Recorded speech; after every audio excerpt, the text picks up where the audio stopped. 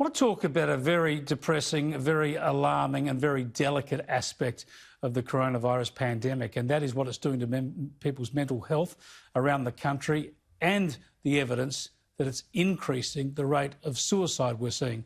I'm joined by author, commentator and psychiatrist Dr Tanveer Ahmed. Good to talk to you, Tanveer. Good to be with you, Chris. This is really alarming, isn't it? We've talked all along, and governments and medical experts have been alive to the mental health pressures of lockdown all along, but we're actually starting to see increasing calls, dramatically increasing calls to services like Lifeline, but also increasing suicide rates. Potentially. Look, mental health is in the background of both the health and economic crises that we have. Now, we've certainly been alert to it. Now, what we're actually seeing now is some clusters arising, and only last week we saw one cluster alluded to in North Shore, Sydney. In Victoria... Just to explain that for people outside of New South Wales, the front page story in the Daily Telegraph here last week with a large number of teenage suicides, mainly Year 12 students, in the North Shore of Sydney. Which is hugely worrying. Now, a huge number of calls have gone up. Last week was one day when in a single day, John Brogden alludes this from Lifeline, Victoria, 1,000 calls went into Lifeline. So we're seeing it in certain statistics of a huge increase in calls. Thankfully, also statistics came out last week, Chris, that we haven't actually seen an increase in suicides in Victoria, not as yet. It's still fairly early days, but separate research from Brain and Mind Centre are predicting an increase, but we haven't actually seen it. Now, look, I think the fact is we do have a thorough welfare state at the moment, which is cushioning a lot of the impact. I think, as you alluded to, some of the Year 12, some of the younger people, I think they're at greater risk. The sectors most affected, tourism, arts, hospitality, they have a disproportionate number of younger people. Anecdotally, what I'm seeing, Chris, I'm not necessarily seeing more suicide, but I'm seeing a lot more substance abuse. And I'll tell you what's happening. A lot of young people are losing the structure of the workplace and sometimes the structure of social connections, and they're often falling back into things like substance abuse. So it hasn't necessarily flown into suicide. Now, look, I think overall as a community, I think we're doing a reasonable job, and we'll see how it plays out in Victoria, where something like 1 in 8 businesses are potentially scheduled not to open again after this period. Another aspect of this, which obviously relates to young people, we often talk about online bullying, and that whole online world, digital world, can be really perilous for young people. And of course, the antidote to that is proper human interaction with family and friends. But because of the lockdowns, they're missing out on some of that human side. That maybe the proportion of their social life that's being lived online is perhaps increasing. Well, absolutely. I mean, they're already, I guess, digital natives anyway. So in my experience, I think that's helped overall. I think that's helped to a large degree where they've been able to maintain social connections. So even though we have physical distancing, to some extent, you don't have to have social distancing.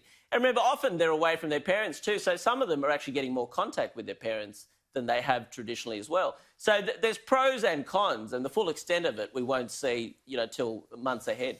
I tell you what worries me, and I've talked to a lot of psychiatrists about these issues for many, many years, but tell me your thoughts on the idea of we portray the victims of suicide. I've used that word. We portray suiciders as victims.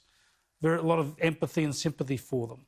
Should we be more critical of suicide rather than blaming everybody else, saying this is a bad option, you should not do this?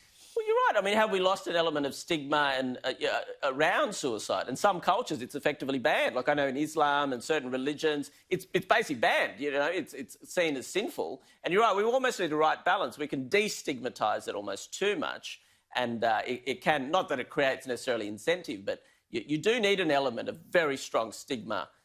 And almost, potentially shame, if you like, around active suicide. Well, you mentioned shame. That's a very good segue, because I did want to mention, plug your new book while you're here.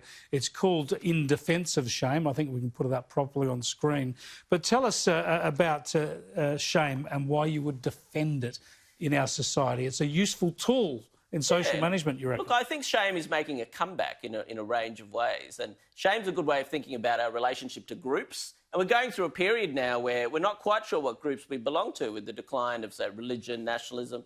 Shame also has to do with the moral language. We're actually in an unusual period, Chris, where normally we don't have a shared set of values in a diverse, multicultural society, but we sort of live in a public health version of morality at the moment. So arguably now, and I allude to an incident, only last month where the 2 African girls were plastered on the front page, and it was a good example of, should they be shamed like this? Is it useful? I argue to some extent it is useful to codify appropriate behaviour, especially now we're trying to reintegrate people into new types of behaviour.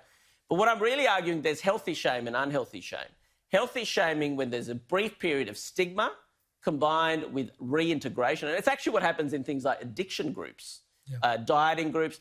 Our society, we think we're a guilt-based society, but I actually think, I'm arguing there's a lot more shame around and we need to identify it. And we also think that there's potential that it's actually quite useful. Shame is part of the punishment and part of the corrective. As long as we reintegrate. And that's what's wrong with cancel culture, because it's only about retribution.